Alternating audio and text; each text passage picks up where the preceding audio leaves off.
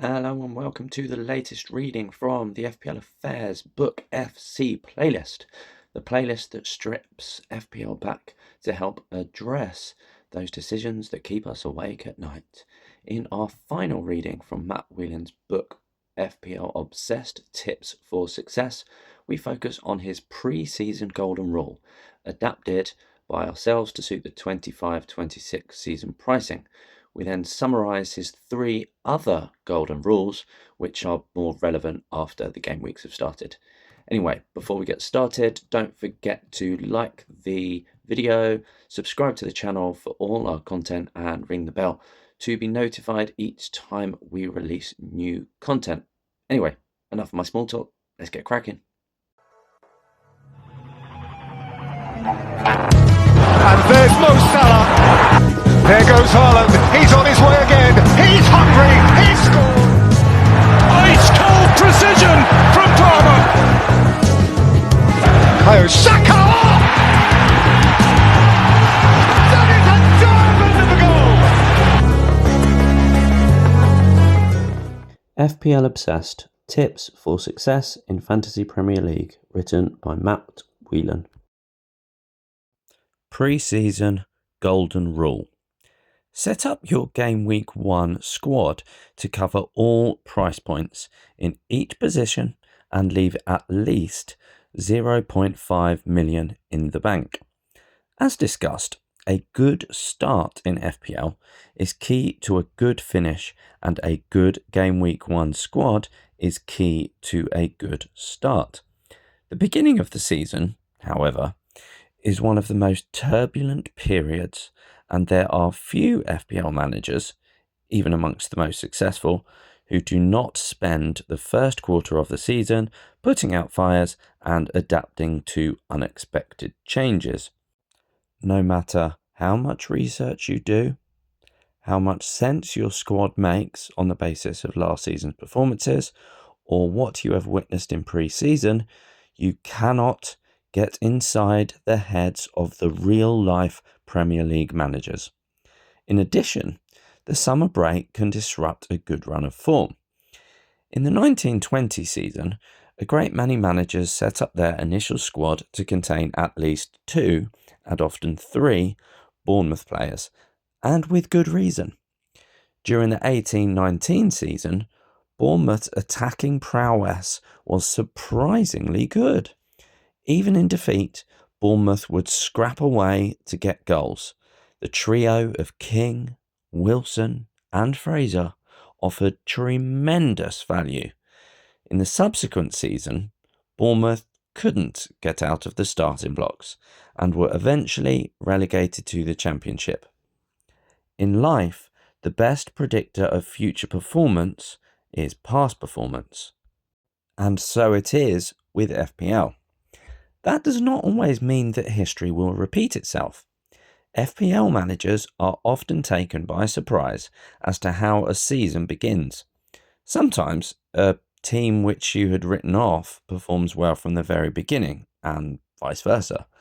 Sometimes this trend drops off at some point and reality sets in, but sometimes it continues to surprise you right until the end of the season, like Leicester City in 2015-16. The point is that these significant swings cannot be accurately predicted by anyone, so we must ensure we are in a position to capitalize on them when they become apparent. The first part of this is having a good spread of price points across all the positions. There are a number of different ways to achieve this, and many different templates available to facilitate different types of setup. But how I like to tackle it is simple. Set up a spreadsheet, whether that before or after the player prices are released, and rather than populate it with names of players you think you will want, fill it with pounds. You know your budget is going to be £100 million, so spread that out amongst your entire squad. It's harder to do than you think. Don't stop until you've got at least one premium, one mid-range, and one budget price point occupying each position. For this exercise, I may class goalkeeper and defence as one position. Keep your bench cheap and cheerful, but not filled with 4 million fodder who stand no chance of playing. Make sure when you are finished that you have 0.5 million in the bank. What you now have is a pricing template to help guide your player choices. As registration has opened, simply pick players to fit the price points you have set in your template and mould your team around it. Don't worry too much about the odd £1 million discrepancy here or there. If your template says that you're having a front three of budget forwards, your midfield might well be the envy of the FPL community, but what happens when it becomes abundantly clear that, for example, Ollie Watkins, a forward priced at an eye-watering 9 million, is going to be the next must-have player? The manager who has over-invested in midfield is going to be looking at 2 and most likely more transfers to get him in. During that time, they're going to have to make some tough decisions regarding their starting 11 in order to make room for player A, i.e. Watkins. Whereas the manager who picked player B, so for example Alexander Isak at 10.5 million to occupy that space, can react immediately. Pausing the reading for a moment, since the prices for the 25-26 season were released at the beginning of this week, I've adapted my sort of spreadsheet or squad appearance and how I've budgeted each area to suit this season's price points. So I've allocated roughly 9 million for my goalkeepers, so that would be either a 5 million and a 4 million if one can be identified during pre-season, or two 4.5 millions.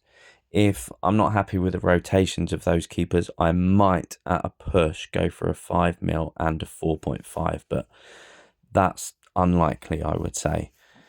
My defence, I currently have allocated £25 million. So one premium at 6 million, one mid-range premium, either 5 mil or 5.5 mil, and 3 defenders at 4.5 million, largely because at present there's not really any 4.0 mil defenders that are identifiable.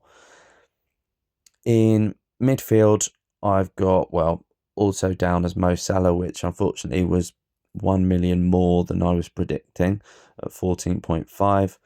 I've then got a mid-range premium in the sort of 7 to 8.5 million bracket, then a 6.5 million pound mid-range midfielder. My fourth mid is sort of 6.5 mil at a push, depending on the other positions. Alternatively, it's a 6 or 5.5 mil. And my fifth midfielder is definitely a 5.5 or 5.0. Forward spots, at the moment, I've got currently budgeted for Alexander Isak at 10.5 million, also a 7.5 million, where there's loads of options this season. And my third and final spot is a 6.5 or possibly down to 5.5, depending which players I select. So that currently stands at a spend of 24.5 million up front. Unfortunately, maximum end of each position, I'm 1.5 million pounds over budget. So I need to look where on the pitch I can save that amount of cash. Therefore, I'm looking at sort of pairing. So rumours of Isak injury at the moment, as well as the question marks surrounding what frame of mind he's in because of all the speculation this summer. There's the possibility I drop him down to maybe Watkins at 9 million, as mentioned before, which enables me to stick that second highest midfielder at 8.5. Alternatively, if I were to do that, that could increase an option the third striker from 6.5 million to 7.5 or even 8. Anyway, that's we shall see with that one. Returning to the book. As for leaving 0.5 mil in the bank, this is a little trick I picked up to beat price changes.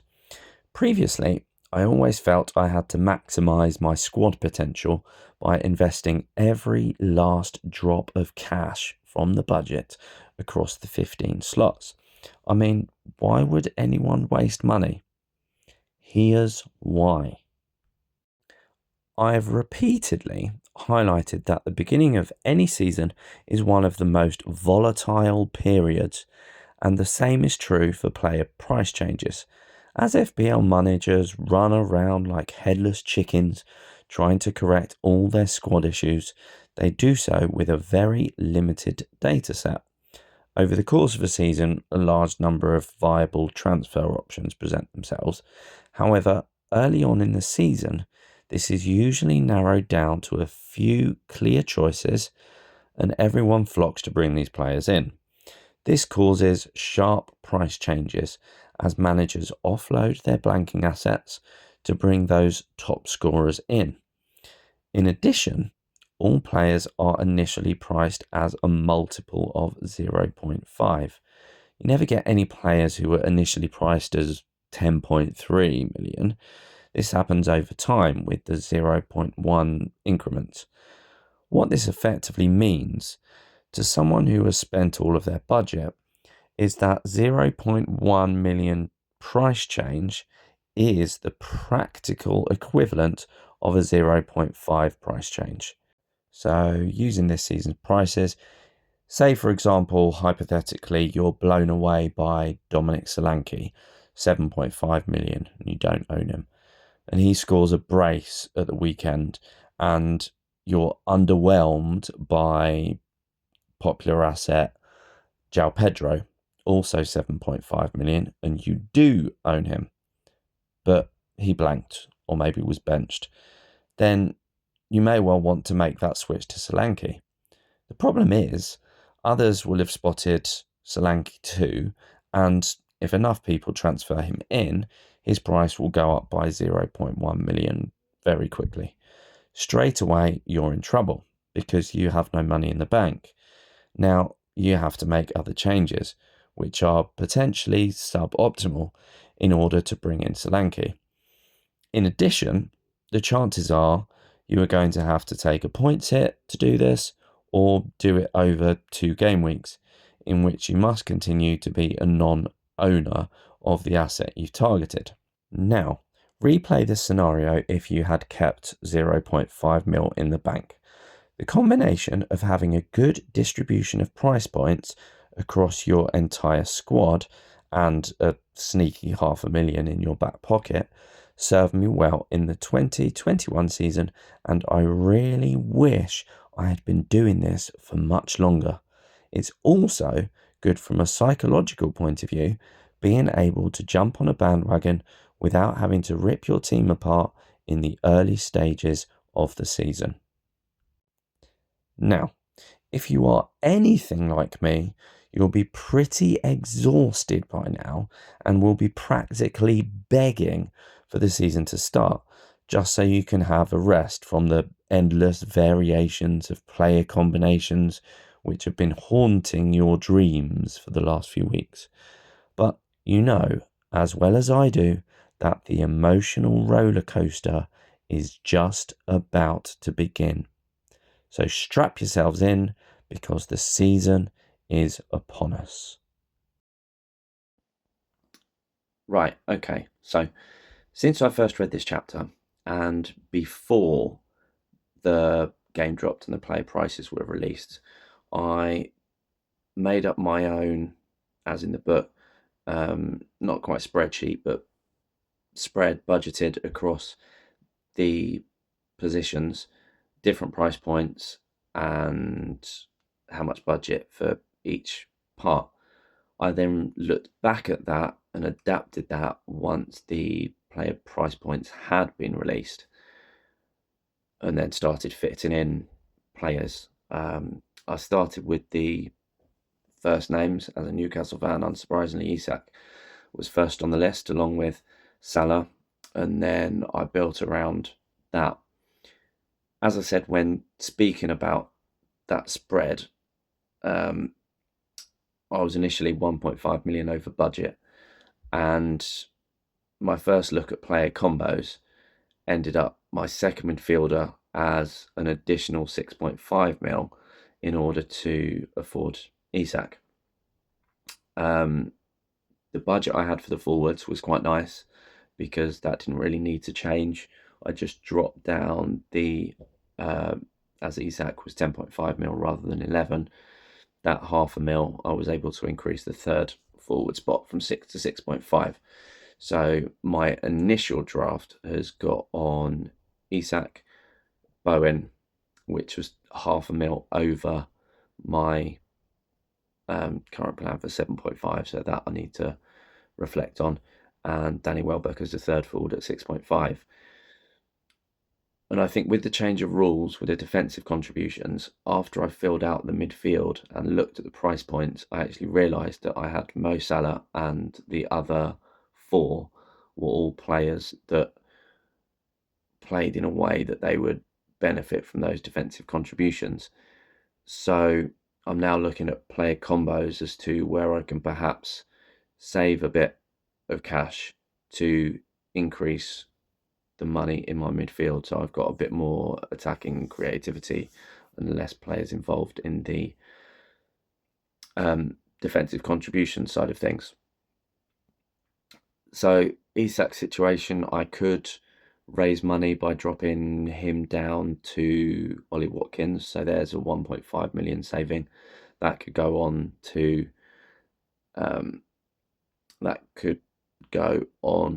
increasing the second most expensive midfielder I've got, which is, as it stands, on Morgan Rogers. So that 1.5 mil could go onto him to boost him up to anyone at 8.5 million. But yeah, so that's where I'm at and where I'm weighing up and balancing. We're releasing a video from the podcast very soon once I get all the drafts from the admin, which will be me talking through and providing feedback of all of the admin drafts. So out of the 11 of us, Big Boss Man is refusing to provide one. So that will be 10 very first initial drafts from the admin team that I'll be looking through, and I know that virtually all of them have made multiple changes already since they first made that. I've really enjoyed reading this book privately. I've found it very insightful and plan on using a lot of those tips, starting with pre-season, to see whether my rank come the end of the 25-26 season is one of the better ones, if not the better that I have had. I am not going to be reading any more extracts from this particular book, largely because obviously it's out there to be purchased, which I did myself, but I would strongly recommend you do as well if you want to improve your rank. It is available from various places.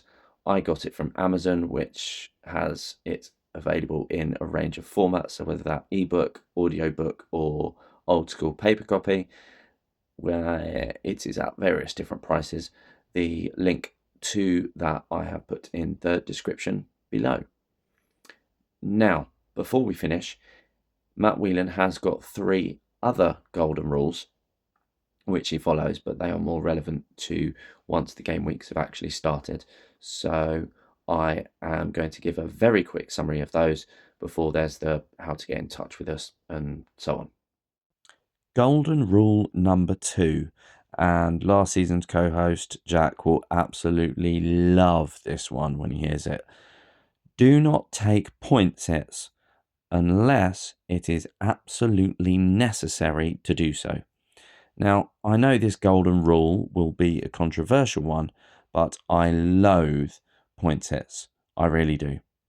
To me, they represent the ultimate evil temptation in the game. Golden rule number 3. Be patient in all aspects of FPL, but be prepared to adapt at the right time when things clearly aren't working out. Now, being patient does not mean banging your head against a brick wall for 10 solid game weeks. And the fourth and final golden rule of Matt Whelan is for everything in moderation, including how much time you spend on FPL. Now, he saved this one until last because it is the best advice he feels he can give. And if any of us only take one thing away from this book, he wants it to be this. There are several ways you can get in touch with us. You could comment on our videos if you've got any requests for content or readings. Alternatively, you could contact us via email. That's fplaffairs@gmail.com. Alternatively, on x.com, our user handle is FPL Affairs. YouTube channel handle at FPL Affairs. On Facebook, if you search the group name FPL Affairs, we should come up quite promptly. Finally, our videos also available audio only on Spotify. Just search for the podcast FPL Affairs. So to finish, if you like the video, don't forget to click the thumbs up and subscribe to the channel. If you click the little bell thing as well, you should get notifications every time we release a video. Anyway, all that's left to say is scout our channel, a playlist for the next Books FC reading fixture coming soon. Goodbye, everybody.